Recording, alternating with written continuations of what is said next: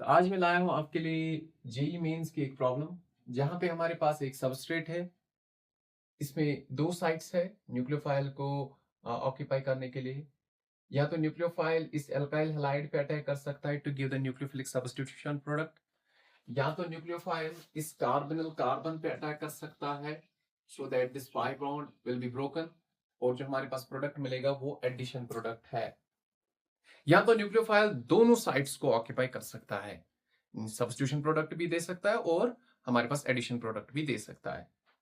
तो अगर आप ऑप्शंस की तरफ देखोगे, पहले में इसने सब्स्टिट्यूशन प्रोडक्ट दिखाया, दूसरे में एडिशन प्रोडक्ट दिखाया, तीसरे में सब्स्टिट्यूशन प्रोडक्ट दिखाया और चौथे में एडिशन प्रोडक्ट दिखाया। तो यहाँ पे हमारे पास ऐसा कोई प्रोडक्ट नहीं है जहां पे दोनों साइड्स न्यूक्लियोफाइल ने ऑक्यूपाई करके रखी है। तो यहाँ पे या तो ये सब्स्टिट्यूशन प्रोडक्ट दे रहा है या तो ये एडिशन प्रोडक्ट देगा। अब लेट्स ट्राई टू एनालाइज, अब ये कौन सा प्रिडोमिनेंट प्रोडक्ट कौन सा बनने वाला है यहाँ पे। तो अगर हम बात करेंगे यहाँ पे जो सबस्ट्रेट हमारे पास है,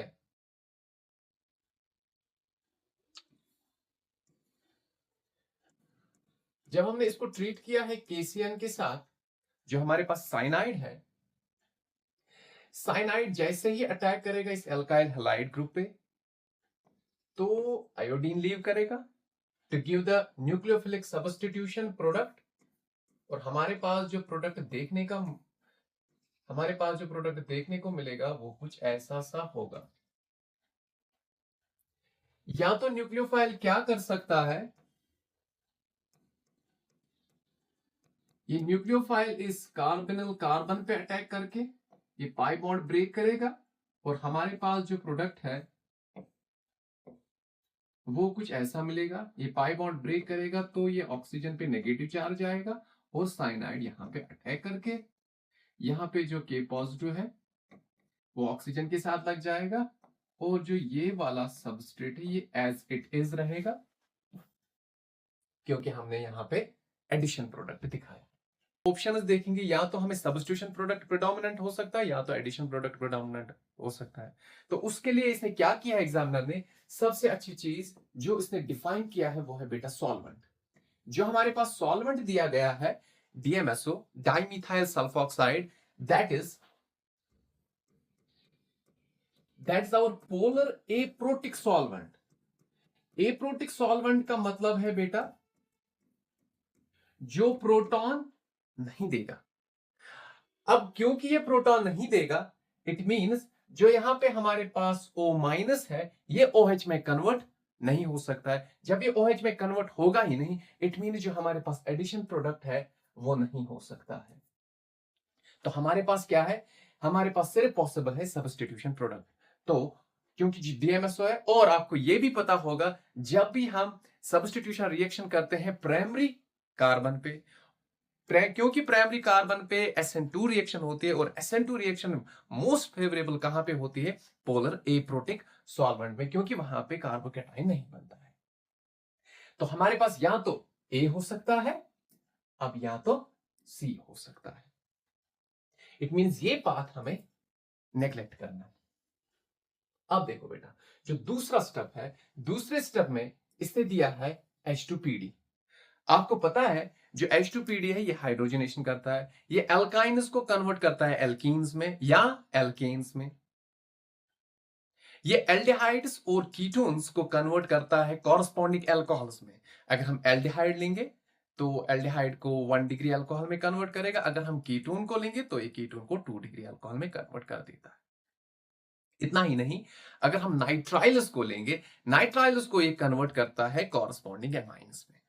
तो यहां पे अगर हम बात करेंगे, जो हमारे पास सबस्ट्रेट अब बना है जो कि प्रोडक्ट ए है, जो कि सबस्ट्रेट है प्रोडक्ट बी के लिए, तो यहां पे दोनों साइड्स है हमारे पास, एक तो कार्बोनिल कार्बन है और हमारे पास साइनाइड है। और जैसे ही हम अटैक करेंगे, जैसे ही हम अटैक करेंगे,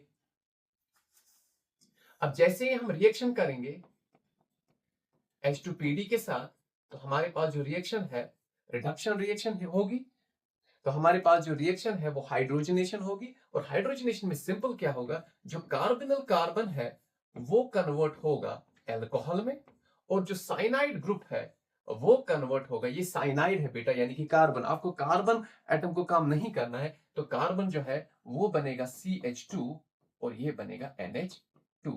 ठीक है, तो हमारे पास ये वाला प्रोडक्ट देखने को मिलेगा। अगर आप ऑप्शंस की तरफ देखोगे, सी और ऑप्शन ए में, यहाँ पे दोनों साइड्स को रिडक्शन करवाया गया है, हाइड्रोजनेशन यानी कि हाइड्रोजनेशन करवाई है। यहाँ पे नाइट्राइल्स की हाइड्रोजनेशन हुई है और कीटोन्स की नहीं हुई है।